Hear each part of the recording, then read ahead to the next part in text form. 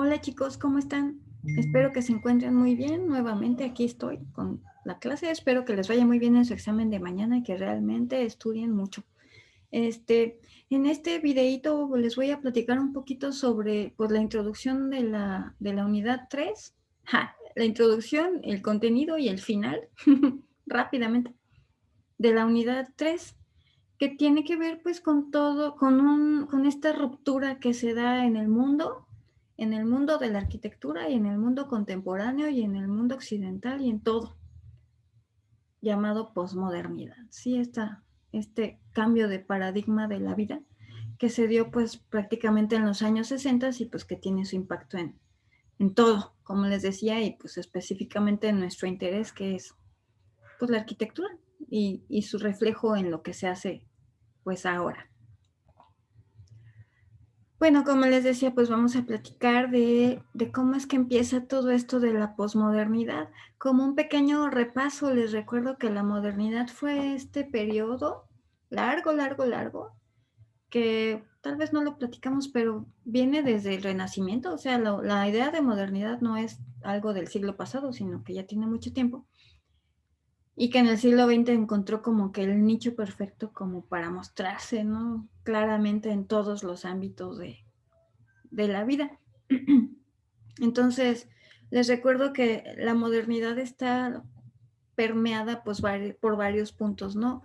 Una fuerte admiración por el progreso, relacionado asimismo con una fuerte admiración por la máquina, las máquinas, ¿qué máquinas? Pues todas las máquinas, ¿no? Los botes, los yates, los transatlánticos, los aviones, mmm, submarinos, hasta una máquina de coser eléctrica o una aspiradora, es una máquina. Eh, También es un periodo que está marcado pues, por el uso de la razón, la creencia en la ciencia, ¿sí? Un paradigma positivista, ¿no? Que aquí está. Lo que a su vez se refleja pues, en la idea de que solamente hay una verdad universal, o sea, solo yo tengo la razón y los demás están equivocados. Y pues esto, por lo tanto, hay una ruptura total con el pasado, ¿no? Un rechazo a la historia, siempre pensando en la vanguardia, en el futuro y negando, pues no negando, pero sí diciendo lo pasado ya fue, vámonos para adelante. Y en los 60 lo que vemos es que, no sé, yo creo que sí saben, los 60 es un periodo como turbulento, con mucho ruido, con mucho movimiento, con muchas crisis, con mucho todo. Voy a cerrar esta para que vean a la muñequita. Si no, qué chiste que esté ahí. este, por ejemplo, lo que, pues todos saben, o sea, en los 60 hubo muchos movimientos así que tienen que ver con un cambio de paradigma, con un cambio de las maneras de ver la vida y demás. Por ejemplo, en la música, en los años 60 es cuando pues, empiezan los Beatles con su revolución musical, porque pues ellos hablaban de temas que nadie tocaba antes, o sea, hablaban del amor, empezaban a hablar del sexo, pues cosa que nadie, como Ave María Purísima, pues quién no hablaba de eso. Y aunque en sus inicios los Beatles eran bien fresas, y ya después se volvieron marihuanos, pues, pero su actitud ante la vida fue lo que provocó así como que se cimbrara al mundo entero, provocando reacciones muy fuertes en la juventud. Las chavitas han visto los videos y las fotos de niñas que estaban así, que se desgarran por ello, estaban bien feos, pero bueno. Entonces hay un movimiento musical muy fuerte. Vean los documentales de VH1, están chidísimos. Yo todo esto lo sé por eso, no porque lea tanto. Otro movimiento que vimos pues, relacionado con esto pues, es la revolución sexual, muchachos, en los 60 es cuando pues ahora sí que todo el mundo se empieza a deschongar y empieza a manifestar sus preferencias y a exigir así como que, pues yo, ¿por qué me tengo que estar escondiendo? Pues, o sea, yo tengo derecho a ser como soy y hacerlo libremente. O también pues, los movimientos estudiantiles, muchachos, de los 60, todos sabemos lo que sucedió en el 68 en México, por ejemplo, pues esto va de la mano con otros movimientos que se dieron en todo el mundo, donde la juventud, o sea, juventud, juventud, juventud, la juventud es la que estaba empujando fuerte, ¿no? Para provocar un cambio. Pedían a gritos un cambio, porque lo que estaba establecido hasta esta época no estaba funcionando. Tenemos también, por ejemplo, pues una revolución femenina, ¿no? Que ya venía, la famosa liberación femenina, pues ya venía empujando desde los años 20, años 30, cuando las mujeres en Inglaterra logran el voto. Pues esto se ha dado poco a poco, o sea, no crean que ha sido fácil, pero en los 60 agarró como mucha fuerza y las chicas empezaron a manifestar de la manera que podían, por ejemplo, con su ropa, con su vestimenta, empezaron a usar la minifalda o los bikinis o a liberarse, pues, ese es el punto. Pues porque pueden. O sea, antes las mujeres no iban a la universidad, no trabajaban, no votaban, estas cosas que son esenciales para nosotros ahora, en ese entonces, ¿no?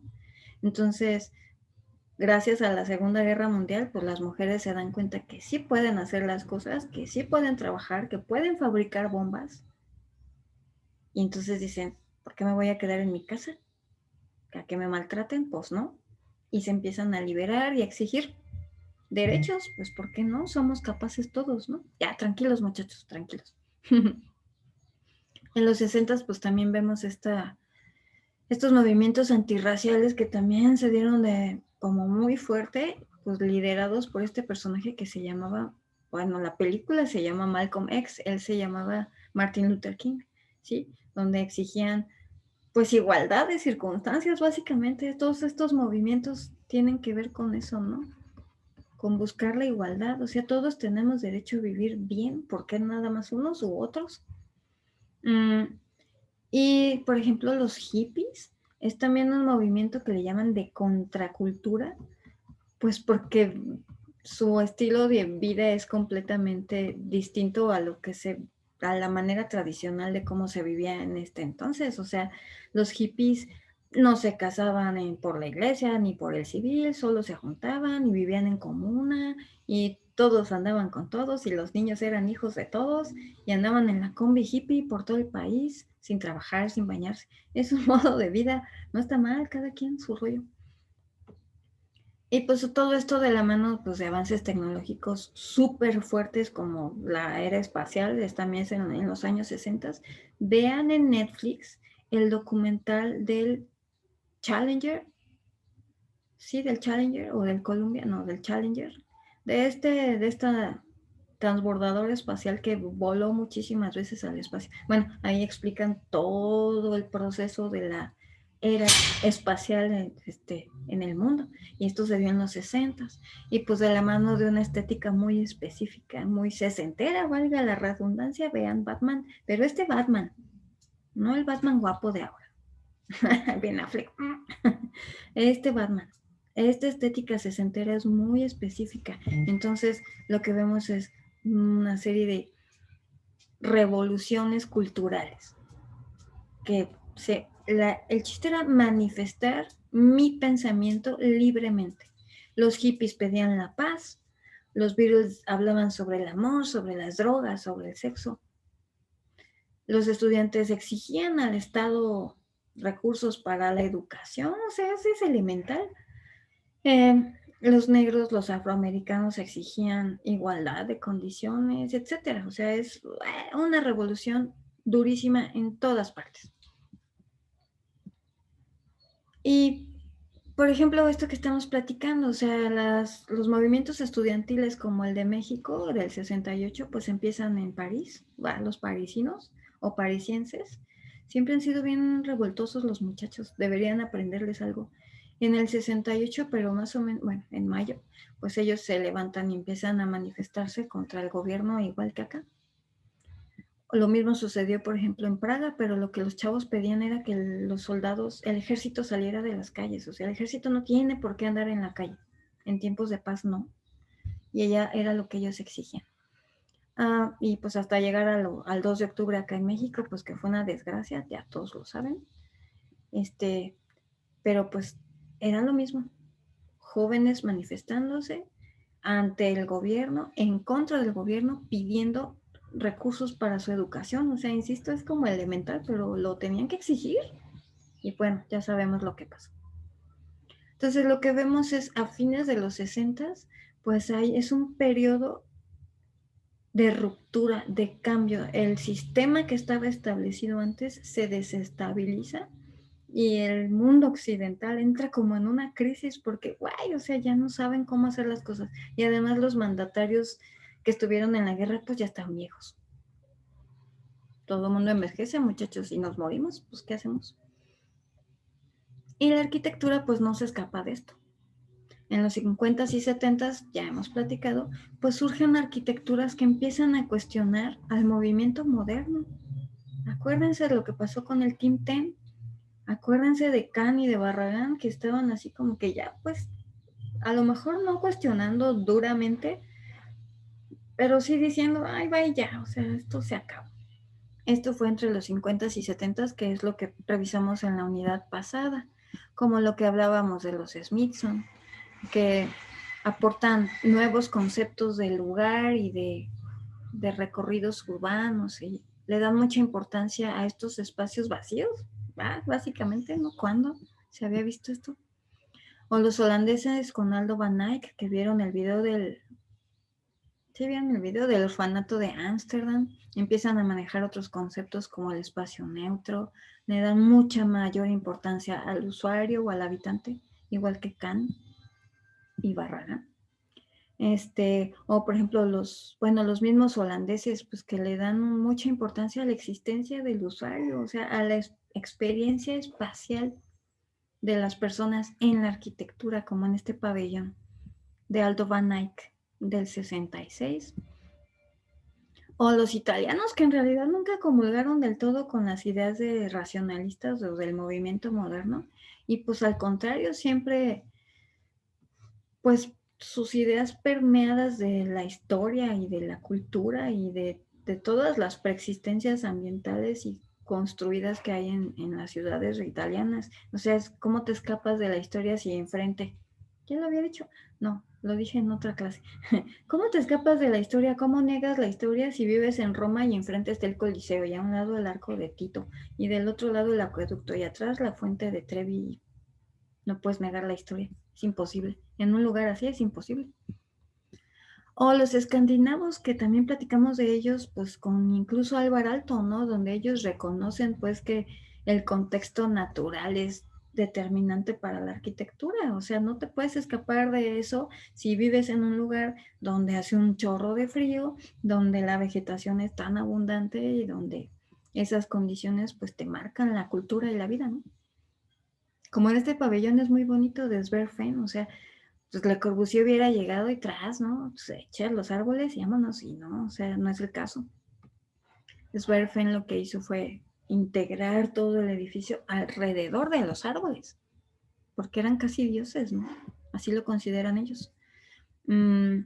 Bueno, este es otro ejemplo, ¿no? Donde pues, la naturaleza se incorpora, toma lugar en vez del altar de una capilla, imagínense, o sea, es como muy fuerte esto que estamos viendo. Y pues bueno, además de todo, pues empiezan a morir los maestros, o sea, no eran eternos, muchachos, querían, pero no. En el 65 se muere el Corbu, en el 69 se muere Mies van der Rohe, y en el mismo año Walter Gropius, con unos cuantos meses de diferencia. Entonces, que ya no hay quien diga cómo hacer las cosas, o sea, ya no hay a quien seguir, ya no hay quien te regañe, pues. Entonces es como, pues la crisis está así con todo, también en la arquitectura, no solo en el mundo, sino en la arquitectura igual. Y además, en este periodo, pues empiezan a aparecer un montón de textos teóricos, de textos teóricos muy relevantes, pues que empiezan a tratar otros temas que en la modernidad no se habían tratado, ¿no? Como por ejemplo lo que hizo Robert Venturi, con complejidad y contradicción en la arquitectura, o los italianos empiezan a despuntar muy fuerte, ¿no? Como este de aquí, Giulio Carlo Argan, Aldo Rossi, Giorgio Grassi, pues que tienen otra visión de las cosas por esto que estamos platicando, de su cultura, O Kevin Lynch, que empieza a hacer planteamientos completamente opuestos a la Carta de Atenas de Le Corbusier, imagínense. Yo creo que por eso ya se andaba muriendo del coraje. O Christian Norbert Schulz, que empieza también a hacer planteamientos espaciales y arquitectónicos completamente alejados ya de las ideas pues modernas. Entonces, lo que vemos, bueno, de acuerdo a este autor, Tafuri, lo que vemos es el replanteamiento de instrumentos y conceptos críticos para interpretar una nueva situación que es la posmodernidad. O sea, la vida ya no es igual en los 60, igual que en los 50 y los 40, y menos en los 20. La vida no es igual. Estos movimientos de los jóvenes es un ejemplo, es una muestra de que la vida ya no es la misma, ¿no? Entonces la arquitectura, la teoría de la arquitectura, pues empieza a buscar, a replantear las cosas, pues a partir de estas nuevas realidades, ¿no? O sea, no te puedes, no, ya no hay una verdad universal. O sea, la modernidad dice, hay una verdad. Y en los 60 lo que vemos es que no, hay muchas verdades, hay muchas realidades. Como por ejemplo está pues la verdad o la realidad de las mujeres, la realidad de los afroamericanos, la realidad de los homosexuales, la realidad de, ¿quién les gusta? De los hippies, por ejemplo, es una realidad diferente. Entonces, estos planteamientos teóricos, pues, buscan encajar con estas nuevas circunstancias, pues. Es como muy lógico. Es muy difícil, pero es lógico. Y además de que se mueren los maestros, pues empiezan a suceder cosas que te dicen así, sí, ya esto ya se acabó. Como en el 68, cuando la Bauhaus cierra, durante la guerra, pues queda como su hijita, que era la escuela de diseño de Ulm, así se llama, también en Alemania, pero pues en el 68 cierra. O sea, es la última escuela racionalista del mundo y cierra en el 68. Entonces, pues ya no hay quien te enseñe, ya no hay quien te imponga ese método más que en la facu. Pero con el cierre de Ulm, pues se termina esta idea tan purista de lo racional, de lo industrial, de las máquinas. O sea, ya había pasado 40 años, imagínense. Y además hay un evento que marcan los historiadores de la arquitectura como el evento que marca el fin de la modernidad, que es la destrucción de este conjunto habitacional. Bueno, este conjunto habitacional se llama, va así, Prit y Goe, en San Luis, Missouri, en Estados Unidos. Como pueden ver, fue un conjunto hiperracionalista. Es como si tuviéramos a la unidad de Marsella de Le Corbusier repetida 20 veces. Igualita, igualita, igualita. O sea, era súper masivo el conjunto. Vivían miles y miles de personas ahí bajo esta concepción racionalista de la vida, maquinista, industriosa, muy funcional, no pensada precisamente para el habitante. ¿Sí me explico? ¿Qué sucedió? San Luis, Missouri es un lugar donde predomina la cultura afroamericana y esta zona en especial se convirtió en un foco de delincuentes. Eso fue lo que pasó. O sea, las personas de más bajos recursos terminan viviendo aquí. Entonces, los edificios empezaron a tener un deterioro, bueno, los edificios como edificios y el lugar, socialmente hablando, había un deterioro espantoso, ¿no? Delincuencia, drogadicción, inseguridad, y los edificios empezaron a fallar. Sí, fallaron las instalaciones, allá hace mucho frío, neva, se congelaba el agua, así, todo muy mal, ya, imagínenselo, todo grafiteado, todo feo, así súper decadente. Entonces el gobierno dice, yo no puedo sostener esto, porque aparte era como de asistencia social, imagínense, pues porque vivienda para todos según la modernidad.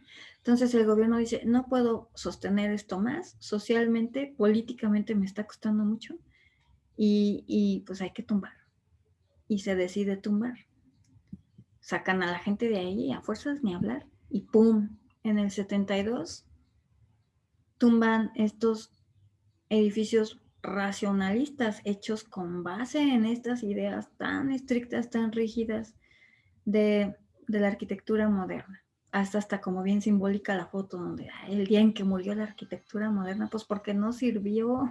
Ese es el punto. O sea, el discurso era tan bueno, pero la realidad era otra. No funcionaba como se decía. Ahorita Marsella sigue en pie de milagro. Entonces lo que tenemos es un periodo de crisis en todo sentido y bueno, ya lo saben, no sé cuántas crisis hayan vivido en sus pequeñas existencias de 20 años, pero ya les llegará. Cuando tengan una crisis, cuando caes al fondo, lo único que te queda es levantarte y cambiar para adelante, chavos, ni hablar. Entonces, en los 60 así, hay una crisis cultural, una crisis de paradigma, pues hay que cambiar. Hay que cambiar la manera de hacer las cosas, la manera de ver las cosas, y esto se refleja en la arquitectura. Ya no puedes seguir haciendo las cosas como en los 20 o en los 30, porque aparte de todo hubo otra guerra mundial. Entonces surgen arquitecturas muy diversas que responden a todas estas realidades que estamos hablando y pues que no tienen ya nada que ver entre sí más que eso, que son diferentes, que son otras arquitecturas, ¿no? Entonces, tenemos por un lado lo que planteó Robert Venturi. Mucho de esto lo debieron haber visto en quinto semestre. No sé si sucedió, pero así debe haber sido. Bueno, yo asumo que sí. Lo que propuso Robert Venturi, pues con su regreso a los símbolos, con su regreso a los gustos populares, ¿no? Para que le signifique, pues, la arquitectura a la gente. O lo que planteó Rossi, aquí lo que les estoy tapando, lo que planteó Aldo Rossi en su arquitectura para la ciudad, pues un estudio tipológico de los edificios históricos. O sea, ¿cómo crees que Le Corbusier hubiera querido hacer eso? Para nada, le hubiera dicho, tumben todo a Venecia total. Y Rossi dice, no, espérate, hay que analizar lo que hay y con base en esas formas históricas, pues yo hago mis nuevos edificios, ¿no? Como el Teatro del Mundo que está aquí. Esa es otra visión. O lo que plantearon Renzo Piano y Richard Rogers cuando hicieron el George Pompidou, pues es una visión hipertecnológica, muchachos, donde el edificio, hagan de cuenta que está así con sus tripas adentro y como el pulpo que están vendiendo ahora que lo voltean, así, el edificio lo voltean, todas las tripas del edificio quedan por fuera para que adentro esté libre y surge el famoso high-tech, pues que responde a otras realidades también muy diferentes. O, por ejemplo, lo que hizo Peter Eisenman con sus estudios formales y geométricos de los objetos, donde él pues le da más importancia al proceso que al resultado final. El resultado final es rarísimo, pues, lo cual da lugar al famosísimo deconstructivismo que seguramente conocen. O lo que hizo este grupo que es muy interesante, sí seguramente no lo conocen, que es Archigram. Pues son grupos de arquitectos muy jóvenes que hacen planteamientos súper revolucionarios de la ciudad. Entonces ellos se imaginaban una ciudad conformada como por estas naves espaciales, como del Castillo Vagabundo. Ah, ¿han visto el Castillo Vagabundo? Véanla, ¿no la han visto? Ay, donde el castillo se mueve, ¿no? Y desaparece, ¡pum! Y aparece en otro lado y se posa en un lugar y así. Pues así, estas como máquinas que se ven aquí con tentáculos, pues son ciudades para Archigram que se establecen en un lugar, sustraen los recursos, se los acaban, vaya, vámonos, y a otro lugar. O el mismo Archigram que pues la representación gráfica que utilizaron era así como de cómic, con esta estética sesentera, pues de la que les hablaba, tipo Batman, Zoom, Pascuas. O los japoneses que ya habían aparecido en los 50 con Kenzo Tange, ¿se acuerdan? Pues que empiezan a plantear estas arquitecturas como celulares, vaya, donde piensan que un edificio puede ser como un organismo, ¿no? Pero conformado por estos modulitos que se insertan, se quitan, se ponen, se duplican, una onda orgánica, pero ya como a la quinta potencia y pues muchos otros. Y entonces lo que surge es la posmodernidad, vaya. Hay muchos planteamientos filosóficos al respecto, como lo que plantearon, si no me equivoco, fueron Deleuze y no recuerdo quién más. Pero tiene un sustento filosófico, muchachos. Esto no es así como de a gratis o nomás una ocurrencia, no. Hay todo un planteamiento filosófico al respecto. A quien le interese, pónganse a leer. Cuesta mucho trabajo, pero es muy interesante. Entonces, finalmente, pues la posmodernidad, como dice aquí, pues surge como una contracultura. Los hippies son una contracultura, los Beatles, los Rolling Stones, era una contracultura abierta e incluyente. La idea es reconocer la existencia del otro, que hay otro que piensa distinto de lo que yo pienso y está bien. Y no la negación así, no, nomás yo tengo la razón, no. Hay otro que vive distinto de mí, que piensa distinto de mí y está bien. Y la arquitectura es un reflejo de estos otros, de estas otras realidades. Entonces la arquitectura se vuelve infinita, rara, contradictoria, difícil de explicar, difícil de abarcar, o sea, no se puede. Y surgen nuevas propuestas y nuevos enfoques metodológicos como propuestas neotecnológicas, una onda como casi de cirugía, pues. La crítica tipológica de Aldo Rossi, que ya decía, el lenguaje comunicativo de Venturi, la arquitectura conceptual de Eisenman y muchas posiciones más. Si sumamos todo lo que se ha hecho en el siglo XXI, pues uff. Aunque dicen que la posmodernidad se acabó con la caída de las Torres Gemelas, ¿sí? Supuestamente ya no vivimos en la posmodernidad. Por ahí averigüé, los filósofos dicen que estamos viviendo una especie de hipermodernismo. Ah, pero es otro rollo, muchachos, tranquilos. No nos vamos a ir para allá. Bueno, esto ya lo dije. Entonces, la posmodernidad lo que es como, bueno, dice aquí, un universo intelectual, plural, discontinuo. No tiene nada que ver una cosa con la otra. No es primero el uno y luego el dos. O sea, no están, no hay asociaciones. Un mismo personaje puede transitar entre una arquitectura y otra arquitectura y otra arquitectura, así como uno mismo puede cambiar de parecer de un día a otro. Un día me gusta una cosa y al otro día otra cosa, y así es la posmodernidad. Entonces, bueno, aquí vemos un cuadro comparativo en cuanto al lenguaje, ¿no? O sea, el lenguaje moderno es muy monótono, muy unitario, muy homogéneo, muy blanco, muy ordenado. En la posmodernidad hay un abanico de formas, de soluciones, de expresiones, de posturas, de pensamiento, de todo. ¿Y qué? Esto es lo mismo. Igual. Y pues ya, sería todo. Entonces, ¿qué es lo que tenemos? Un, un movimiento de ruptura en los años 60. Tenemos un surgimiento de muchas arquitecturas en los años 60, que hasta la fecha, lo que sucede ahorita, pues es respuesta a esto.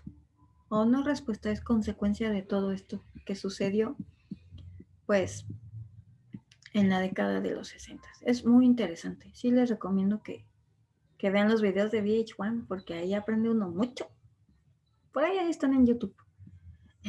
Y pues bueno, sería todo. Esta es la introducción. Evidentemente no vamos a alcanzar a ver como que nada. Insisto, no me preocupa porque gran parte de los temas se revisaron en la materia de teoría de quinto. Entonces, además todo es tan familiar, nos es tan familiar que en realidad no necesitan que yo venga y les platique. O sea, lo tienen todo al alcance, pues. Y ya.